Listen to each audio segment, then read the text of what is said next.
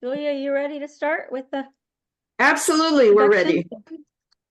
Okay, awesome. Libby, I'm Shelley Wallstrom. I'm the chairman of the Alliance. I want to welcome you here and thank you for doing this. And Julia, I'm going to turn it over to you so you can introduce our guest. I'd be delighted to introduce Libby Stuyt, who is the most extraordinary psychiatrist in Colorado, very innovative in a long-term position, running a treatment program there, an addiction treatment program there, where she, for example, eliminated the use of tobacco, introduced the use of amino acid, ear acupuncture, detox to help with withdrawal, which it did. And she has, before and since retirement, taken on a very incredibly important task that's very little appreciated. And in my career in addiction, I took on this task too, and that is to let people know about the nature of THC addiction and the adverse effects of THC in general, and especially now her understanding, since Colorado was the beginning of legalization and the increase in potency nationwide.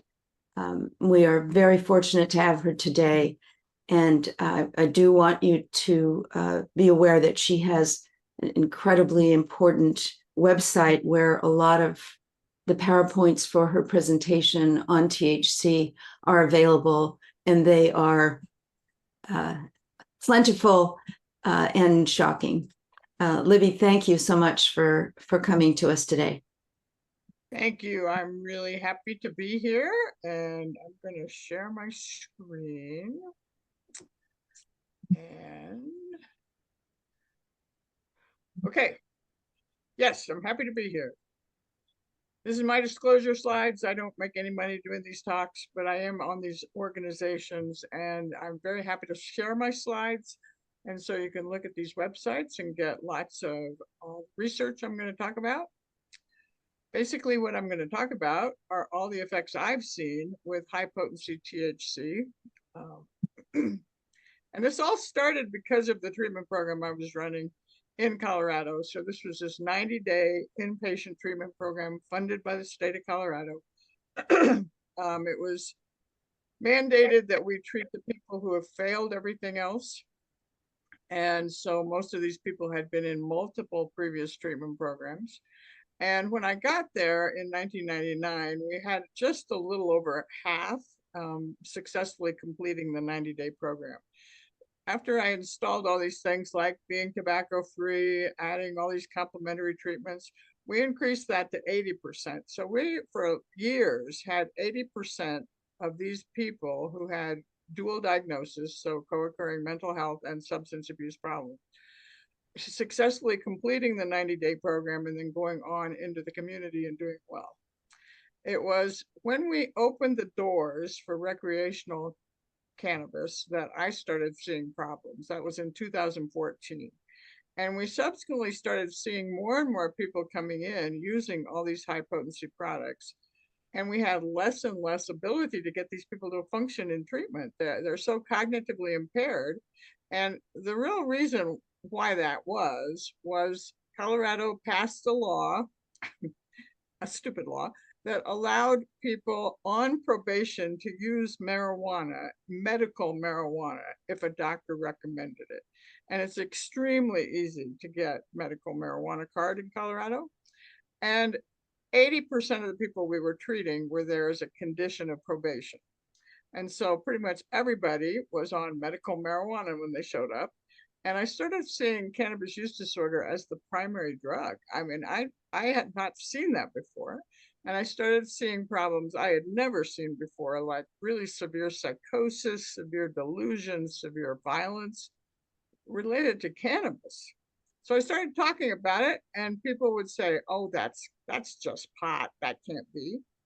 So I started looking into it. And sure enough, when we legalized medical marijuana in Colorado, that was in 2000, the highest potency of THC was 4 to 5%, and we only had the plants available. We did not have the concentrates. They showed up around 2010, and then we have these things that are like up to 99.9% pure. So marijuana has been around for centuries.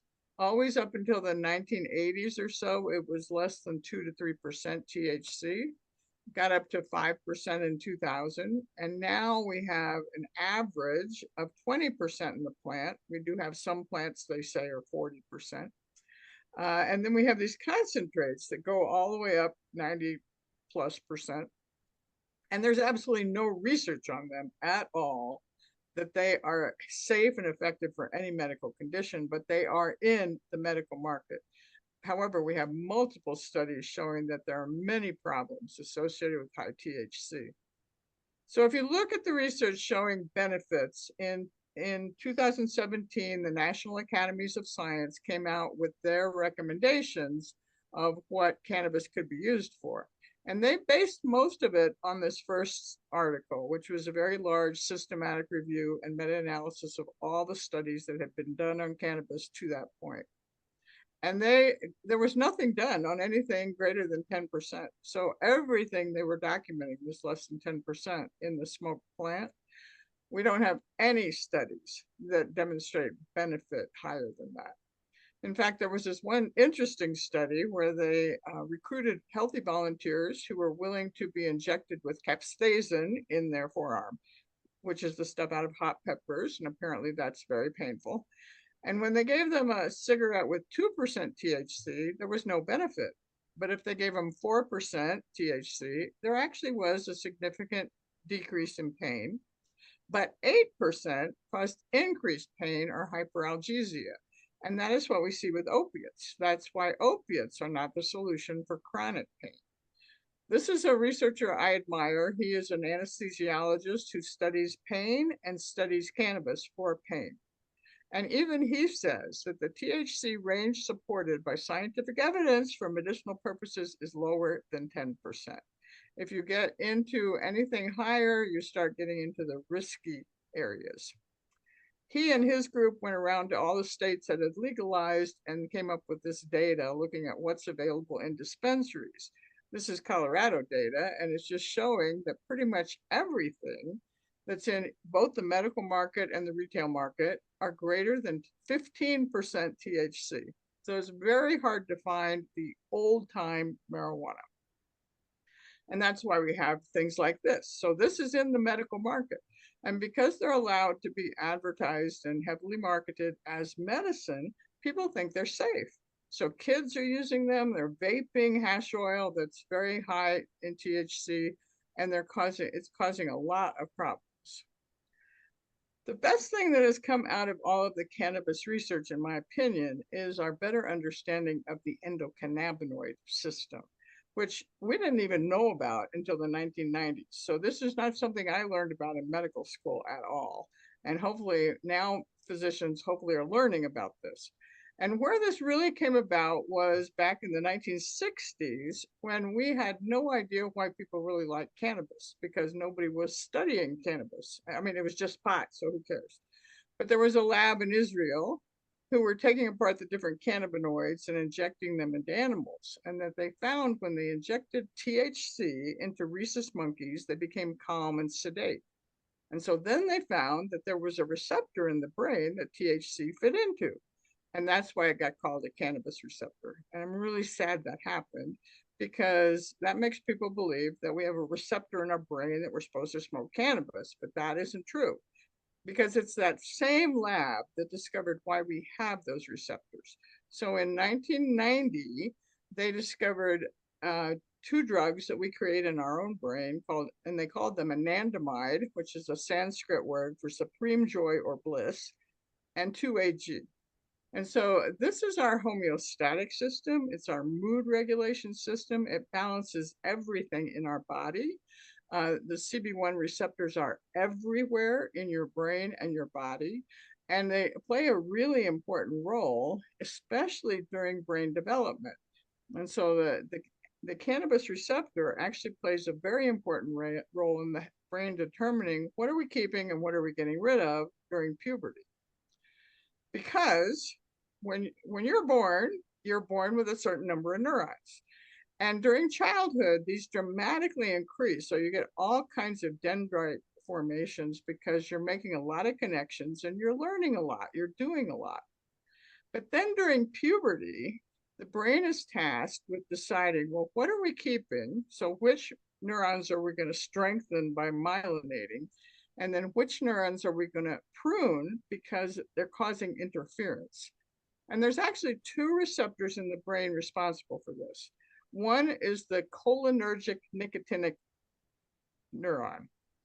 That is not called nicotinic because you're supposed to smoke tobacco. It's called that because nicotine works on that receptor. And then the endocannabinoid CB1 receptors, which cannabis works on. But those two receptors are charged with using our own natural anandamides to determine what are we keeping and what are we getting rid of. Part of the problem is the delta-9 THC has a much stronger binding capacity to that receptor than our own natural anandamide. And typically during late adolescence, the prefrontal motor cortex, this part of your brain, the executive functioning part of your brain, is flooded by anandamides. However, when you put THC in that brain, you really mess up the fine tuning of what's supposed to be happening.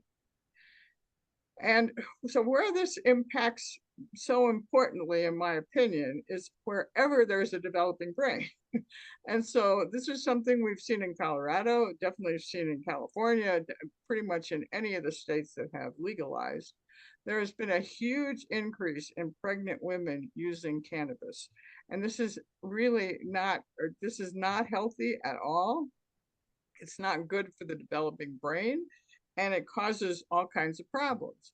So a lot of it is cognitive, and these are some early studies. This was a prospective study of 640 children who were, and they were comparing kids that were exposed to cannabis in utero to those that weren't. And then the kids had an IQ test at age 6. And the examiners were blinded to the exposure, whether they had cannabis or not. And they found that when they broke the blind, that the kids exposed to cannabis had a significantly lower IQ than the kids that weren't. And we have several studies now coming out of this very large research project called the ABCD study that's happening here. But this first one, that's not the ABCD study. This is the one coming out of Canada. This is just looking at the fact that the incidence of autism spectrum disorder diagnosis was twice as high in the kids exposed to cannabis in utero. And yes, you know, this is something, there's a lot of talk about this now. I think that there are probably impurities, there's problems. I think the cannabinoids can play a role in autism, but I also think the fact that the plant, which is, you know, one of the best things about this cannabis sativa plant is you can plant it in a place where there's all kinds of bad things in the ground, like heavy metals, and they suck them out of the soil. So you can replenish new soil by planting cannabis. But the problem then is it's in the plant. And so if you smoke the plant or eat the plant or use the plant, then those heavy metals are in your system. And that is something that many places are not testing for. So there are more reports coming out now in Colorado where there's arsenic, lead, and so the fact that the plant can pull up lead, we know that affects IQ. And then they're also used all kinds of pesticides and stuff like that on these plants. So I think it's a multifactorial what may be causing or contributing to autism diagnoses. But I think it's important to recognize that this is looking at cannabis exposure versus not cannabis exposure. And so then this is the ABCD study. This is a very large study around the country in the US. They're following over 11,000 children. So it's a prospective study, but they're doing these cross-sectional analysis at period of time. And this is when the kids are children. And they found that the kids that had been exposed to prenatal cannabis had greater psychopathology during middle school. And so this is things like, you know, hearing voices, hallucinating things, being paranoid, that kind of stuff. And so this is a more recent publication of that ABCD study group showing that this is persisting into adolescence. And so there is a very large list of all the psychiatric diagnoses that the kids exposed to cannabis are more likely to have. And the number one is conduct disorder. Number two is aggressive behavior, rule breaking. So then you get to the, you know, the older kids, the kids that are starting to, you know, use and at teenagers. This is a very large study out of New Zealand where they followed over 1,000 people for 20 years. And so they picked them up before they started using any kind of drugs. And then they did an IQ test. And then they followed them and at age 38 did a repeat IQ test. And the people who didn't use any drugs or marijuana had pretty stable IQ over that period of time. The kids or the people that used persistent marijuana use had a decrease of 8 points in their IQ. And you may say, well, what does that mean? You know, I guess if you're Mensa, that doesn't mean much. But if you're on the average bell curve, which is 100, that's the average IQ, and you drop 8 points, you're in the significantly impaired range. This group has continued to follow these people. So this is a more recent publication of these same exact people, but when they're at 45. And I just highlighted the in yellow what I think is important. So this is just showing that the long-term cannabis users had a drop in their IQ of 5.5 points. The people not using anything didn't have a drop. Interestingly, the long-term tobacco users had a drop, but it wasn't nearly like cannabis. And alcohol, which we think of as the most problematic, had less of a drop than tobacco. And so recreational marijuana users had a drop, and those who quit had a drop. So it didn't rebound. I mean, it didn't come back. And so this, I think, is an excellent study looking at teenagers, and they're looking at all these skills that they're testing cognitively.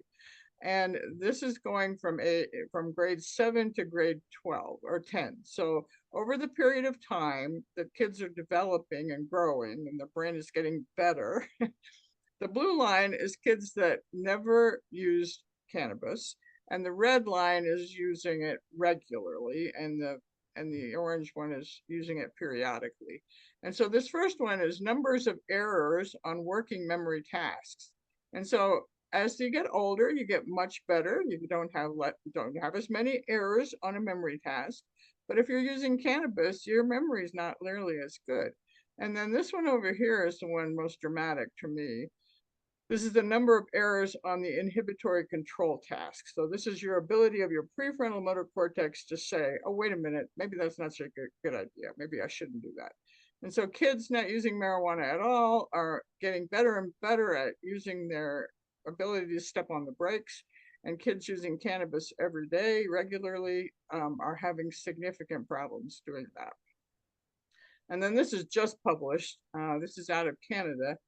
And they followed many, many people. And so these are people that are 45 years of age or older with no history of dementia when they pick them up. And then they look at them 5 years later to see, you know, what's happened to them. And when they have an acute care encounter in either the emergency department or in the hospital, they found that those using cannabis were at an elevated risk for dementia, early onset dementia, and delirium.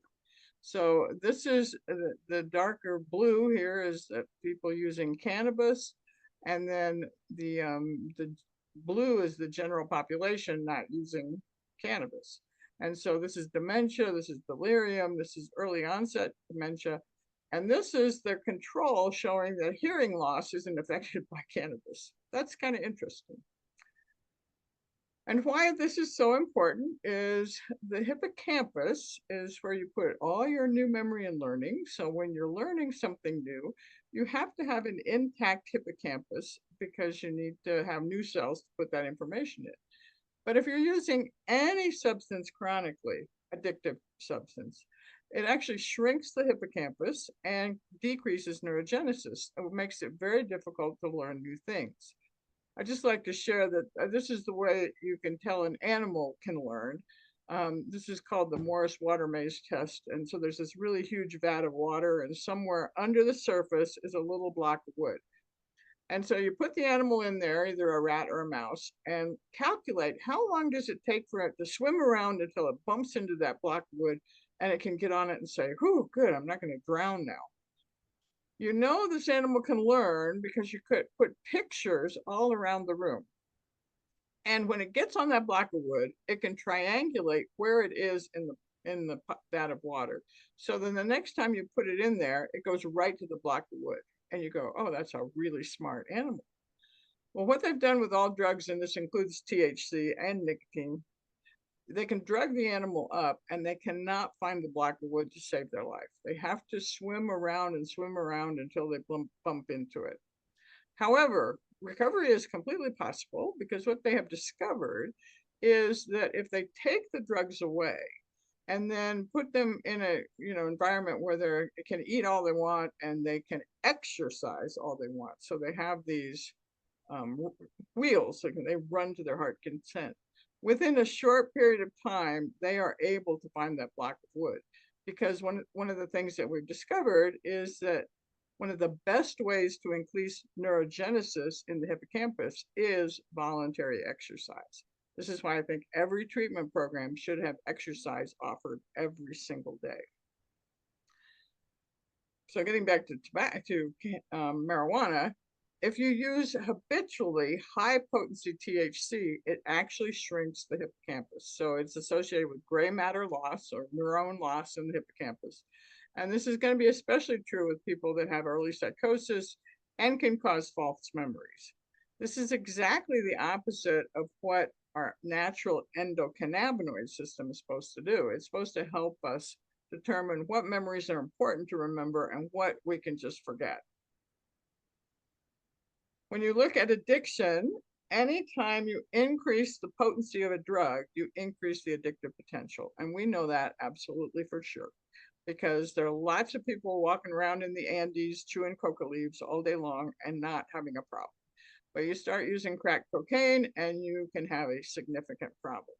We've seen this with the opiates. Codeine is not nearly as addicting as OxyContin. And now we have fentanyl, which is extremely potent and extremely addicting. So we're seeing the exact same thing now with marijuana.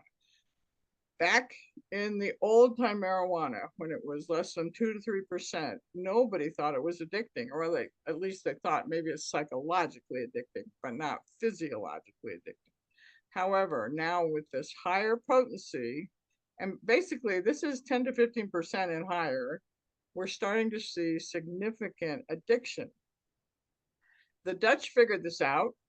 They found that when the potency in their plant averaged 20% THC, which is what we have now, there was a lag time, but there was this increased need for treatment for cannabis use disorder.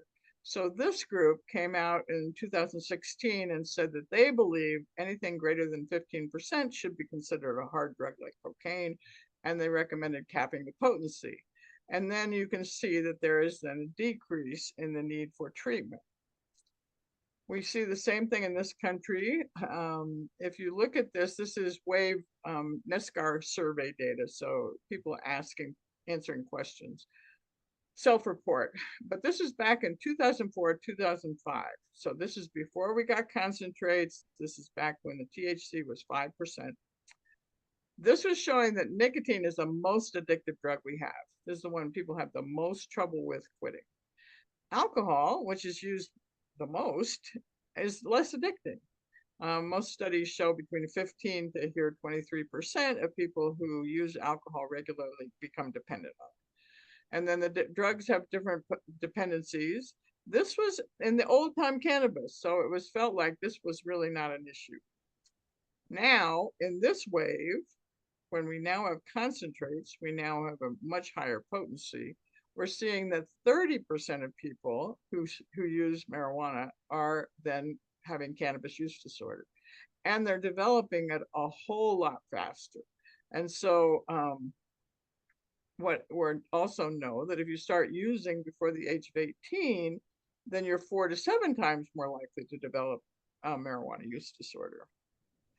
And what we see is a very strong withdrawal syndrome. And I absolutely was seeing this in my treatment program.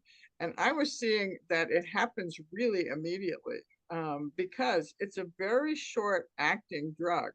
It peaks in your blood very quickly and then it falls off very quickly.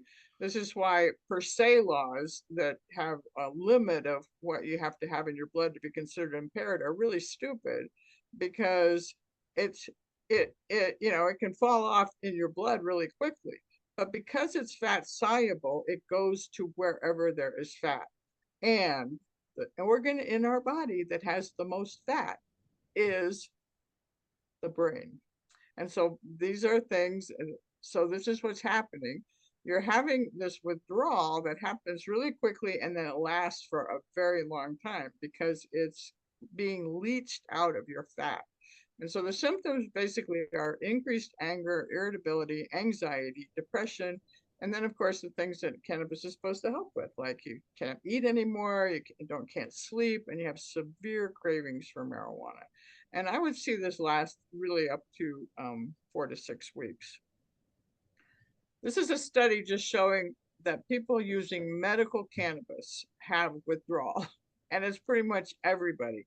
And it kind of makes sense because if you're taking something as a medicine for a chronic condition, you usually take it every day, if not multiple times a day.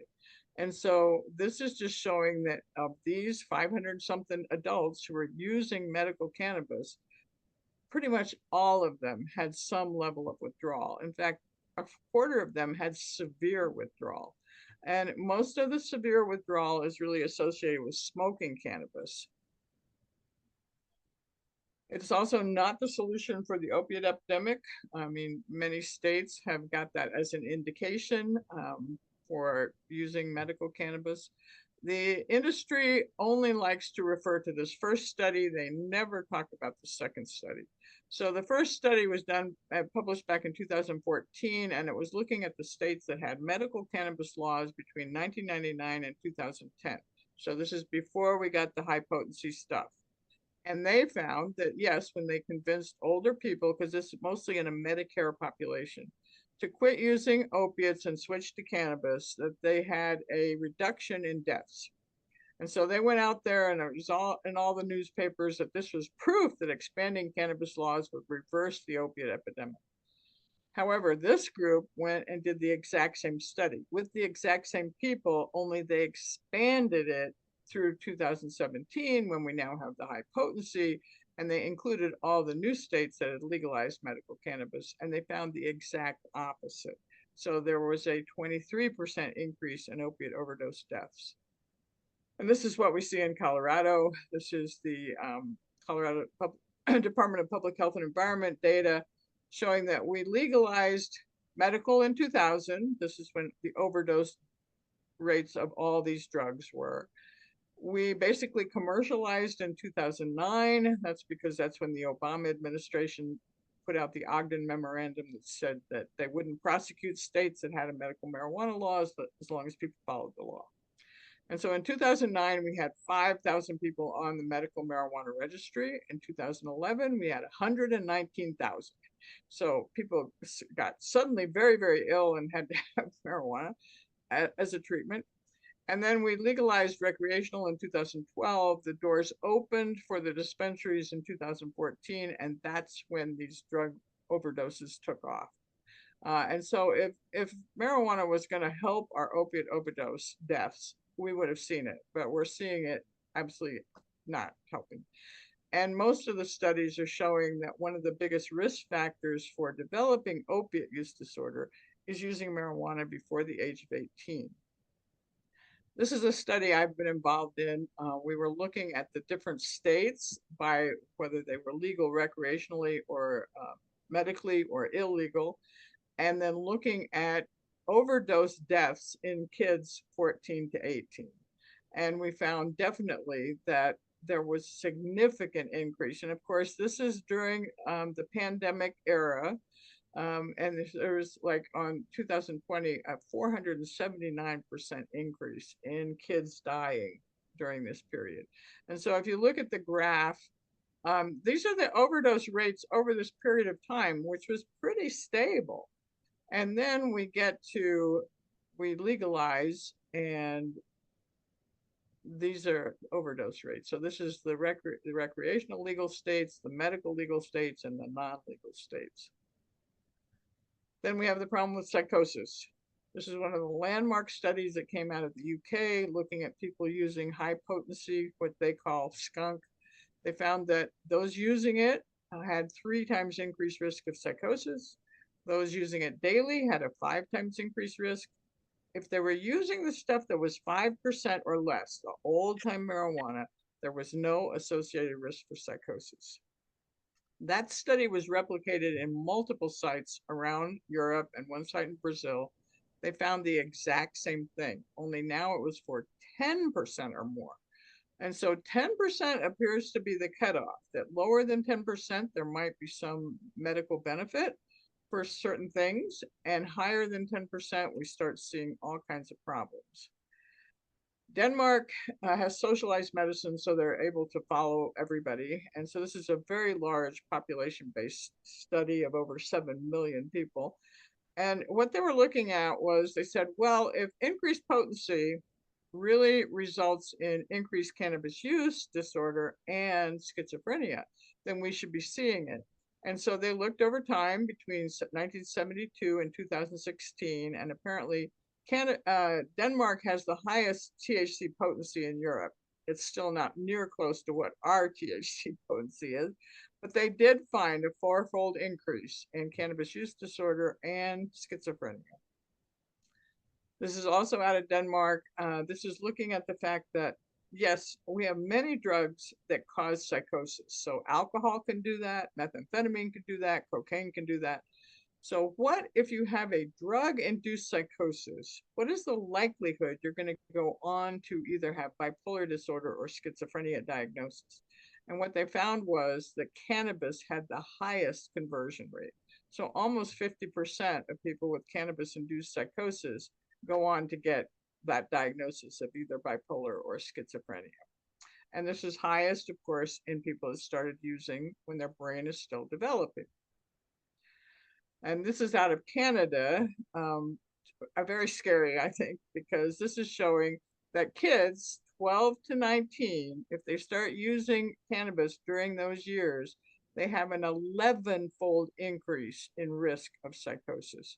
And if they start using later, when their brain is more developed, then they have significantly less risk of developing psychosis. Then we have the correlation with suicide. And we're seeing this more and more. This is a very large systematic review meta-analysis of multiple studies of adolescents, showing that kids that use cannabis are much more likely to have depression, suicidal ideation, or suicide attempts compared to kids that are not using cannabis. This is from Colorado. This is looking at teens who die by suicide. The #1 drug present in toxicology is cannabis. It used to be alcohol, but now it is cannabis. And we also found that we're not getting as many coroners to report toxicology. And we now have it mandated that they have to report this in unintended deaths. Because this is just like, this is 2018, just showing that these are kids, 15 to 19, dying by suicide, and marijuana is the #1 drug present. This is national data, just looking at, kids, over 73,000 of them, and finding that past year marijuana use was a significant risk factor for suicide. And they didn't find any gender differences and no differences by race or ethnicity. This is looking at the states that have legalized versus not. And so girls are on this side, boys are on this side. And the red are legal recreationally, and the blue is medical, and the dark is illegal.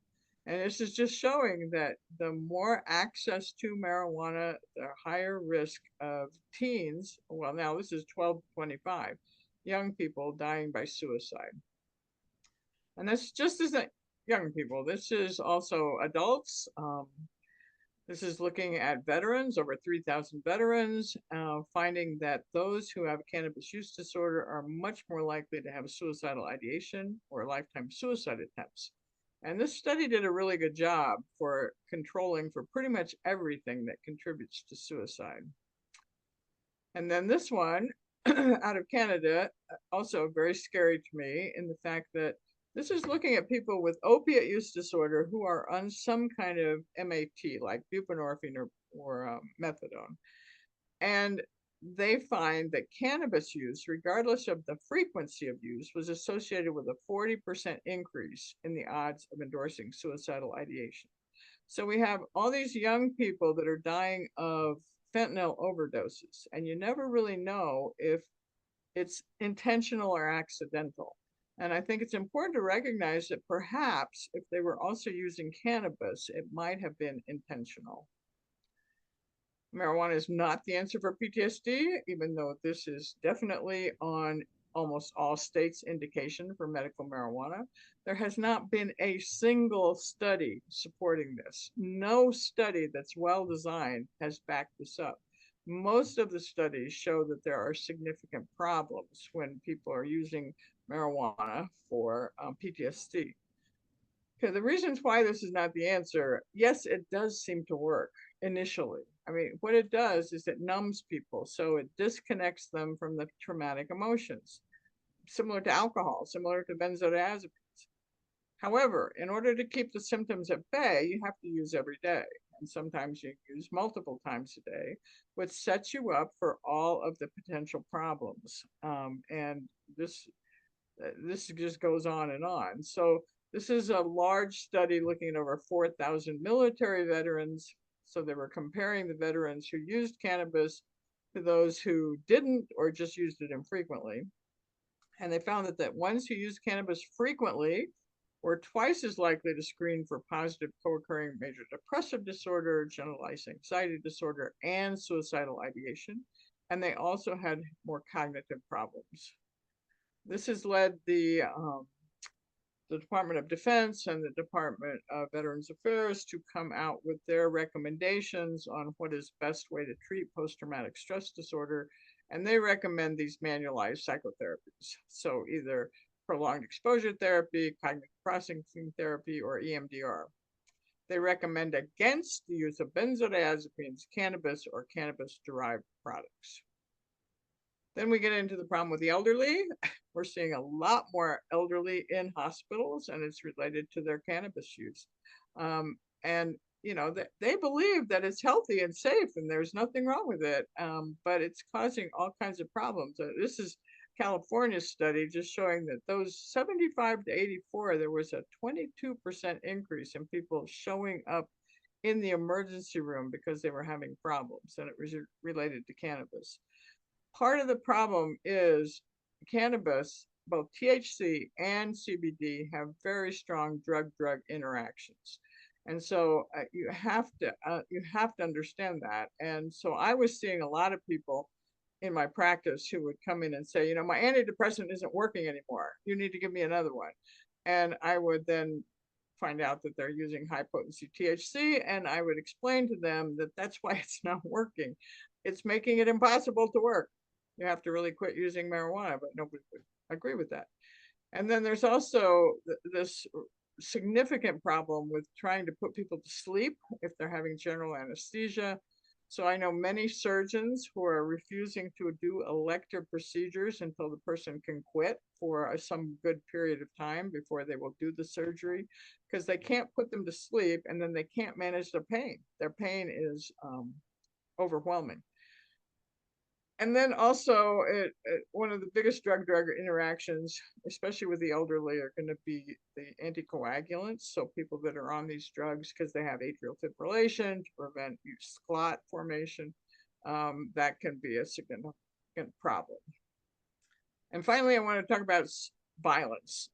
And so the way I look at violence, I look at it as violence towards self or violence towards others. So violence towards self is the suicide, and then violence towards other. This is looking at people with schizophrenia, and people with schizophrenia are not inherently violent.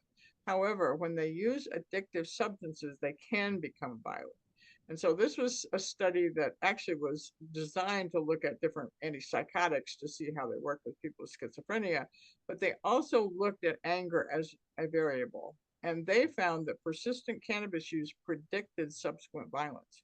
Violence did not predict cannabis use. So these people were not, quote, self-medicating. It was causing them to feel violent. And they actually did control for both stimulants like cocaine and methamphetamine and alcohol use. This is in veterans. This is just showing that those who have cannabis use disorder are much more likely to have difficulty managing anger, aggressive impulses and urges, and problems controlling violence in the past 30 days. And there are many theories on why this can happen. And a lot of it has to do with the effect of cannabis on the different parts of the brain. So it definitely impairs executive functioning. And so people have a difficulty making a decision like, oh, maybe that's not such a good idea. It's also part of, this endocannabinoid system. So if this is our mood regulation system and your mood is just regulated because it can't work because you have THC on board, then I can absolutely see this where somebody says, I'm not happy, I'm not feeling good, and so I'm just going to kill myself or I'm going to kill somebody else. I can see that happen. And then also the withdrawal plays a big role in this, because people are very irritable and very aggressive. And this actually has been known for some time, although I've never seen anybody talk about it because it took me a while to find this study. But this is a really excellent thing to review because it's the father of cannabis research, this guy from Israel. And it's the story of how they discovered the cannabinoid receptor and how they discovered the endocannabinoid system and all that. But in this paper, he talks about the unexpected production of aggression by cannabis and cannabinoids under stressful conditions. And so he talks about, this is preclinical, so it's animal model research, but if you stress an animal and then give it THC, they become really aggressive and violent. And rats can become mouse killers. Then one other thing we're seeing a lot of is this very weird idiosyncratic reaction to marijuana called cannabinoid hyperemesis syndrome. This is not supposed to happen. Cannabis is supposed to help with nausea and vomiting, but we're finding that with people using high potency THC, using it regularly, they're having the exact opposite. So they're having severe abdominal pain, and they're getting full workups to try and figure what this is going on. And the only solution is to quit using marijuana. And so this is just showing what's happening in Colorado. We just had this 29% increase in just a very short period of time of people showing up in the emergency room with this. And this is something that can kill you. I mean, people like to say marijuana doesn't kill you, but this does kill people because if you vomit enough to deplete all of your electrolytes, you will die. And so there have been many deaths from this. And then this is just showing that what is causing this is cannabinoid hyperemesis. What is causing cannabinoid hyperemesis syndrome is cannabis use disorder. So people are definitely addicted to cannabis. So the reality is most people with an addiction to any substance do not seek treatment unless they experience a consequence, and consequence motivates change. And that's why I loved my program, because most of the people, like I said, 80% of them were there as a condition of some kind of probation. The reality is, as long as the drug is in the system, it's driving the use because it's been hardwired in there, and the same behavior just keep going over and over again. So the person really has difficulty while the drug is still in there learning anything new because it causes decrease in the hippocampus and it disrupts sleep. And so the person has difficulty making healthy decisions because the prefrontal motor cortex is impaired. So to me, the solutions are, because I do believe recovery is completely possible, you stop all addictive drugs, including nicotine, including marijuana, and you give the brain a chance to heal. because what neuroscience has shown is it takes 90 days for a stem cell to grow and differentiate in the brain. That to me is fascinating because AA has known this intuitively forever, because what does AA say? They say 90 and 90. If you want to quit drinking, you have to go to a meeting every single day for 90 days to ensure you don't drink, and then you're going to start to get it because your brain will start functioning. However, to me, the reason AA doesn't work for most people right away is because it's a cup of coffee in one hand and a cigarette in the other hand. So you're still shrinking your hippocampus.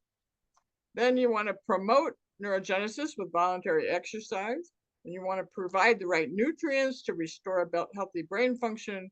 You want to rewire new neurons with new memory and learning. And remember that if you put the drug back in your body, it causes the old wiring to fire again. So we do not really have any FDA approved medications for cannabis use disorder at this time. There are several companies working on what could be used as a medicated assisted therapy. But they're still in phase 2, phase 3 trials, and I don't know when they'll come to market. One over-the-counter option is N-acetylcysteine, and actually I think I support the use of that. It impacts glutamatergic functioning in the brain, and so it has theoretically has a reason why it should work. It has a pretty benign side effect profile, and so there are actually studies out there showing that it can be helpful. But this is what I think really has to happen. So I think basically, this is the order you have to be doing things in. Like, you stop all the drugs, but then healthy diet. And I did get very involved in using micronutrients in the program that I ran. However, I got them initially for free from Hardy Nutritionals up in Canada. And so we were actually doing some studies, but when my free stuff ran out, the hospital would not let me order it, even though I had money to do it. And they said, and it was mainly because it, quote, wasn't FDA approved. So I didn't get a whole lot of traction there. But anyway, I think you have to have, most programs do have recovery education, relapse prevention, and I think they should have daily exercise. Treatment of choice is cognitive behavioral therapy. We used 2 types in our treatment program. And I think you absolutely have to do trauma work. If you don't deal with the underlying trauma of what's going on with that person, they're never going to get better. And then you have to teach stress management techniques. And this is where I use the 5-point ear acupuncture protocol, but we also taught tapping, mindful meditation, biofeedback, all those kind of things.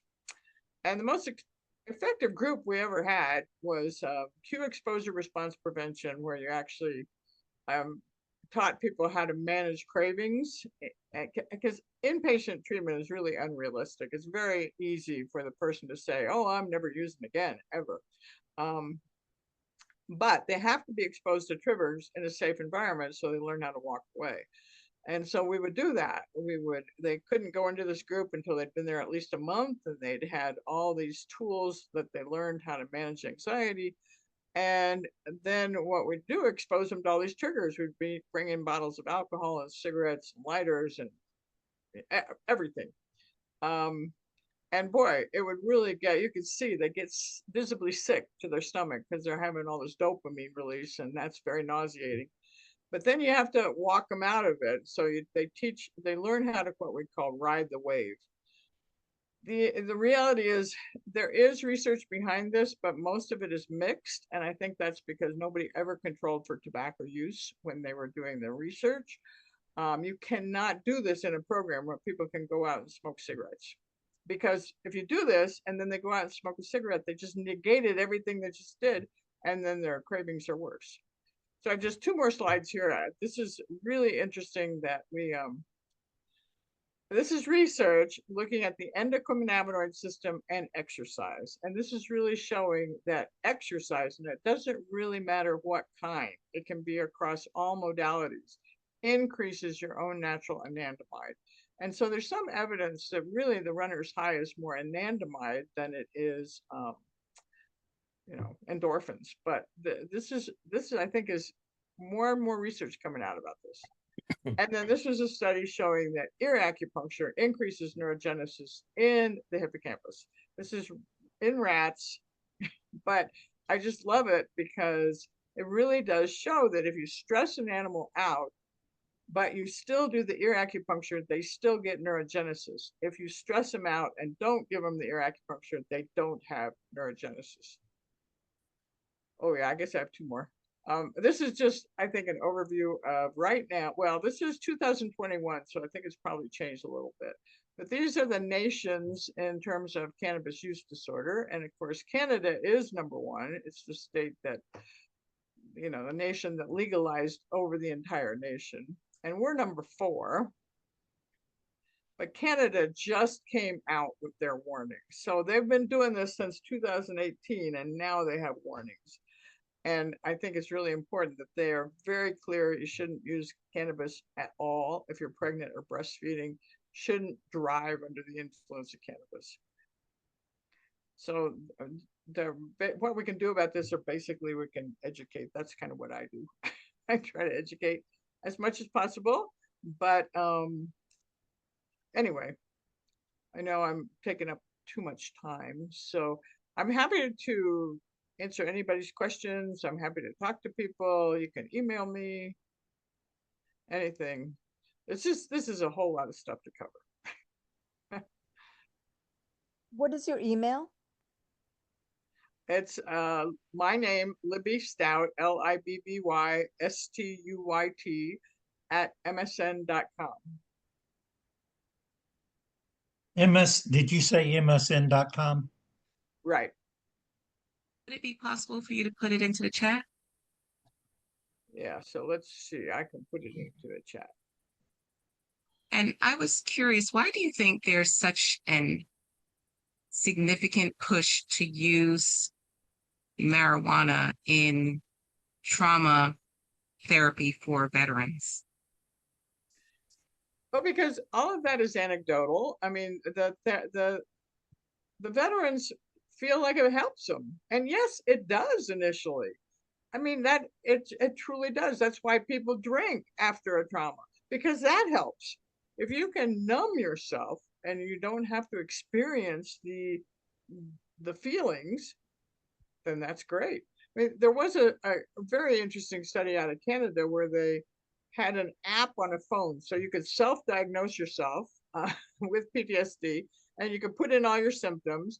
Then you put in the product you're buying, and they had over 3,000 products from the dispensary, and the amount you're using, and then you put in how it helped you. And they did this study over a long period of time with lots of people, and they found that yes, acutely it worked. So when people would use it initially, they went, oh yeah, I'm not having intrusive thoughts, I'm not having flashbacks, I'm feeling so much better. But over time, the numbers never decreased. So their PTSD score never got below what it was. And if you do any work with working with trauma, you want to get that to 0. I mean, I do a lot of EMDR like work, and you want to get it to 0. But these people didn't go down at all, and they detected tolerance, so meaning they had to take more and more cannabis to help with their symptoms, and so they're having withdrawal. So basically that study said even though it may work in the short term, it is not a recommended long-term treatment. And I think that that's what's come out of, you know, the veterans. They're understanding this now, and it's just the cannabis industry wants any way it can get people to use their product. I mean, this is all about making money, which is very sad.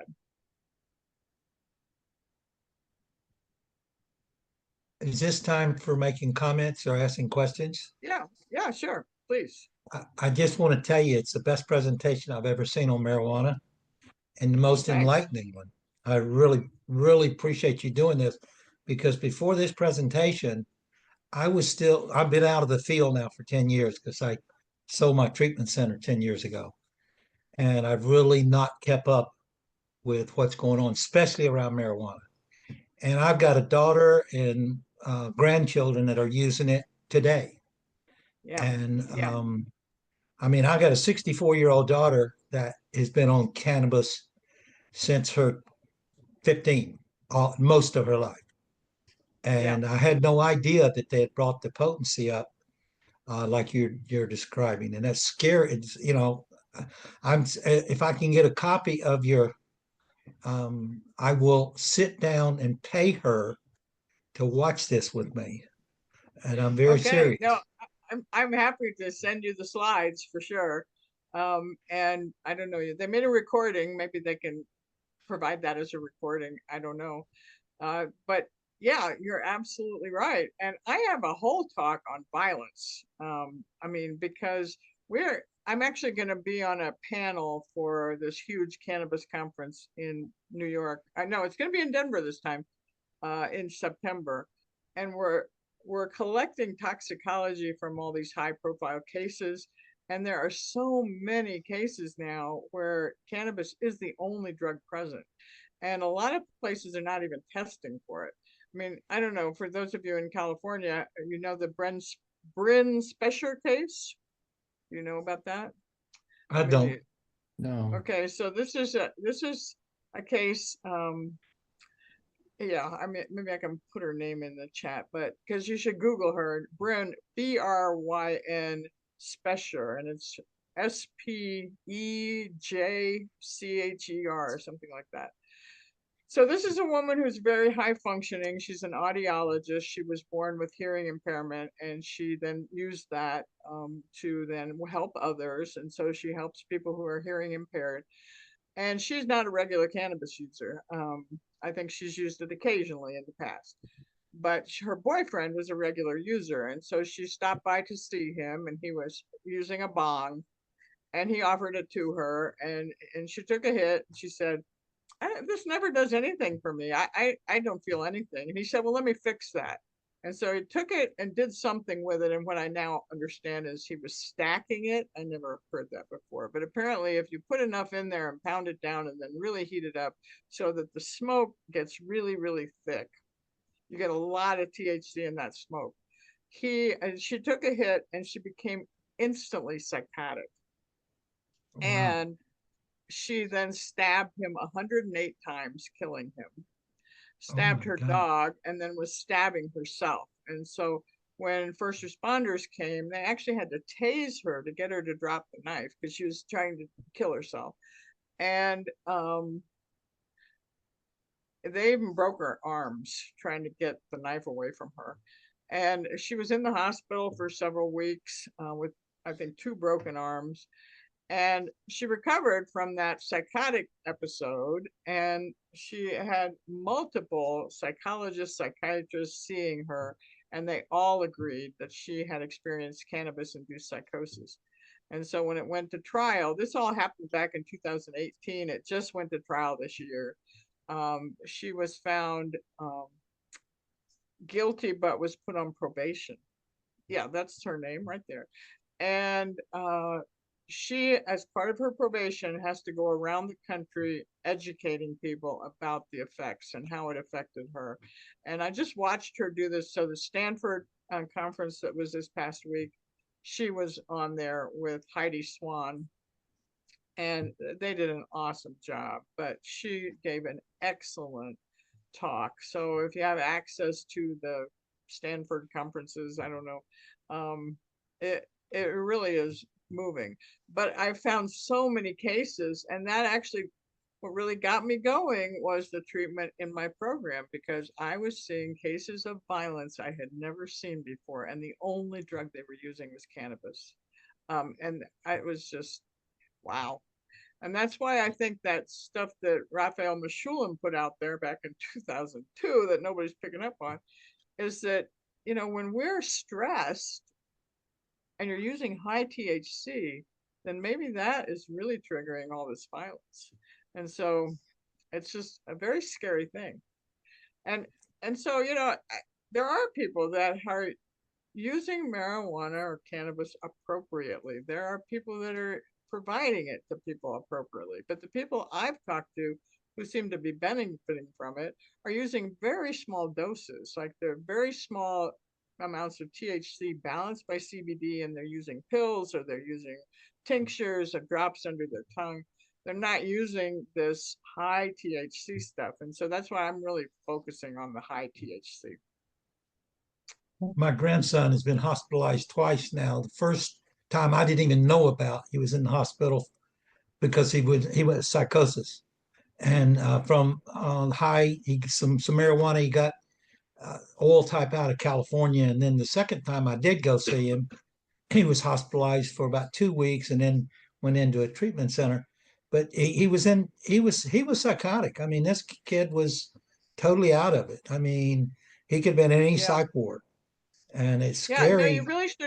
you should really read the book, Tell Your Children by Alex Berenson. It's all about the violence associated with this. Kyla, you have a question? Who was he? Who was the author? I do. Alex Berenson. Spelling on the last name. Berenson. So I can Thank show you you for the that. book. Okay, thank you. I have a comment and a question. Loved your presentation. I just really learned a lot. Thank you. Oh, good. I've been using CBD quite a bit in my practice, and I mean, it's clear that once the proportion that is found in nature, the proportion of CBD and some of the other cannabinoids to THC was greatly modified, seriously, and in a really negative way, has created this disaster. And I have found that giving high doses of CBD, if somebody's just starting to become a little off, a little aggressive, irritable, giving them high dose CBD to neutralize it, it's really an indication of endocannabinoid deficiency. We need our endocannabinoids, they're very important. So the emphasis on THC as a cannabinoid is kind of false. It's only one of them, and it's the one that gets too high, and so it's most popular. But we definitely need to have a certain level of endocannabinoids, and that comes from essential fatty acids. And I want to add something else, a sort of a segue, but I have the floor, and I thought about it, and that is Colonel Michael Lewis from U.S. Army and Joe Hiblin from CDC did a study, a posthumous study on military people who had died from suicide because they preserved brains and they preserved lab tests. And they did it on a very large number, a controlled study showing that the successful suicides had very low levels of essential fatty acids. Mm. So there's a whole essential fatty acid issue here to be looked at, and I'm sure you use a lot of them in your work. So I agree with you totally, and that's really the cannabis industry is at fault for this because they worked so hard at getting the THC high that the plants can't make the CBD anymore. They're focused on just making THC, and so the CBD is just not there. And I agree with you that we need the building blocks. Yeah, and so yeah, in my treatment program, the arachidonic acid and so on. Right. Yeah, I used a lot of omega-3s and that kind of stuff. I think those are really important that we have the right nutrition to do that. I am still on the fence about CBD, mainly because the research just isn't there yet. And what I have seen, like with Epidiolex, which is this prescription form of CBD used for Dravet syndrome or seizure disorder in kids, that those studies did show that it was liver toxic at certain levels. And, you know, I do believe CBD probably does have anti-inflammatory effects. However, we do not know what dose you can use that is safe, because with like Tylenol, for example, or ibuprofen, we know exactly how much you can take before you develop liver problems. And we don't know that with CBD. And so I've even been involved in a study with CBD, and we were trying to figure out what dose to use. And it's really hard to do that. And I'm hoping that we get more and more people studying that. But right now, I have difficulty recommending it to people. Well, the issue with Epidiolex is it's an isolate. We have an isolate. Everything's being taken out of nature. The THC is being taken out of, away from nature. Epidiolex, an isolate? Really? If you give these kids with seizures, if you give them a mixed CBD that's much more the natural balance with all the other cannabinoids, they need a far lower dose and they're not subject to the liver toxicity. So I think that's sort of a key here, is returning to nature. Yeah. Yeah. And by the way, these people get labeled schizophrenic, and often you can turn that around, the whole behavior, the whole thing, with giving them ongoing, good quality, full spectrum. And it is full spectrum with a trace of THC, just because then it doesn't pull out some of the other things by, along the way of collateral damage. So if they're kept up on a good dose of a good CBD, I have found them to actually calm down. So, and not be labeled schizophrenic or bipolar and like, it's unmask a latent schizophrenia, unmasked. No, it isn't. It's absolutely caused by the THC, but can be really neutralized with CBD. Yeah. So there you go. Yeah, no, I saw that in my treatment program. Pretty much the number one diagnosis got admitted to my program was schizoaffective disorder, which is crazy because when I was in training, I was told that was extremely rare. We but now didn't see it. We did not see it. And after 90 days of not using and getting treatment and getting healthy, the number one diagnosis I was seeing basically was post-traumatic stress disorder. Right. I mean, these people weren't schizophrenic or bipolar. They were. But they get labeled that, and they're put on a cocktail of drugs for the rest of their life, and that is such a disaster. Right. I agree. I spent most of my career getting people off of psychotropics. Bless you. Well, so do I.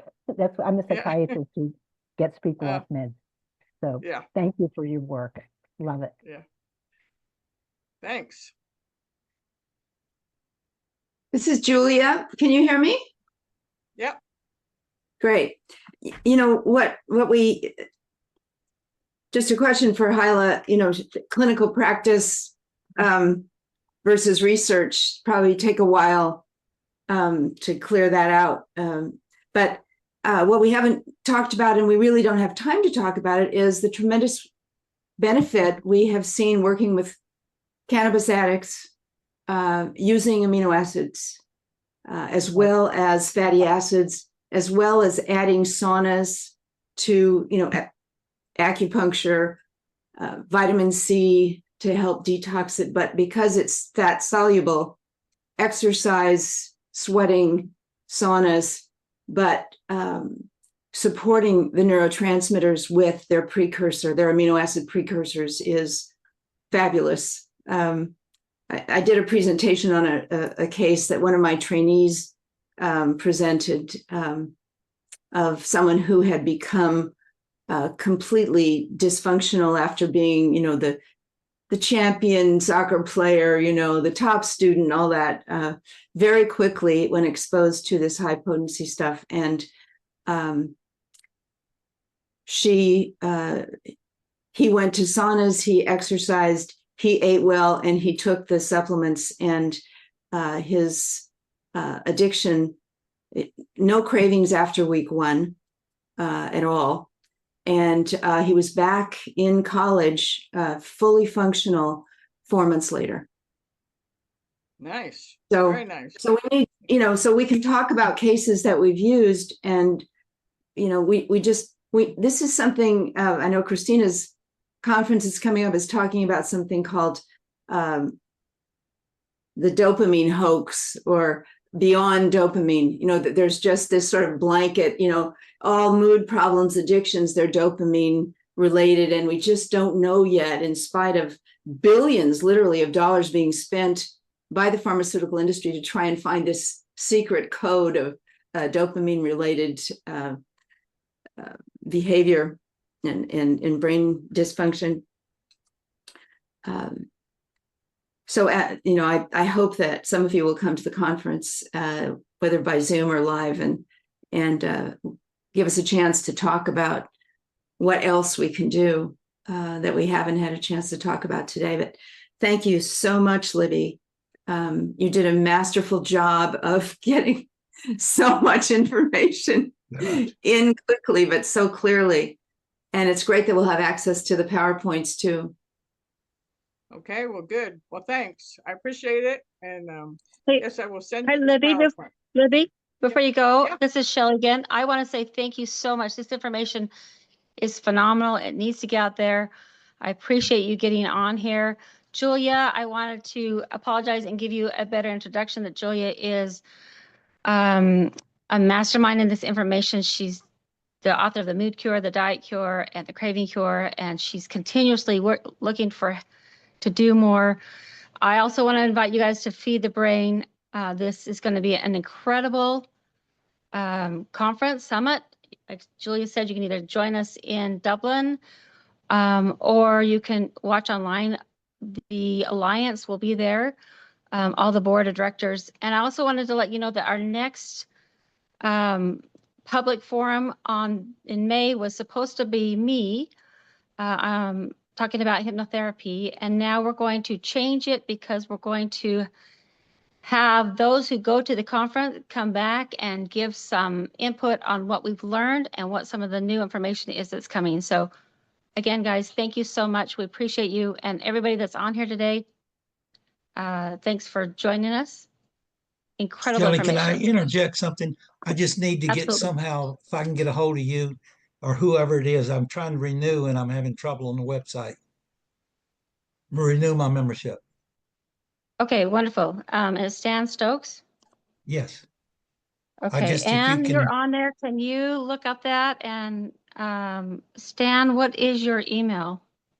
Stan, STAN, add my middle initial D, Stotes @gmail.com. Okay, great. And will you look into that for Stan, see how we can get him signed up again? Yes. We appreciate all you guys on here. We'd love to have those who are not members join us, even donate. This is what's keeping the Alliance going. It is a nonprofit organization. So please help us to get this more information out to the world. Unknown caller. Thank you. Thank you. Thank Thanks, you. everyone. Thank you so much. Thank you. Bye. And I just wanted Bye. to add, Julia, Thank I you. couldn't do all those other things too, not just CBD. Wanted to- Have a great day, guys. Thank you. Thanks for taking the time to do this, Shelley.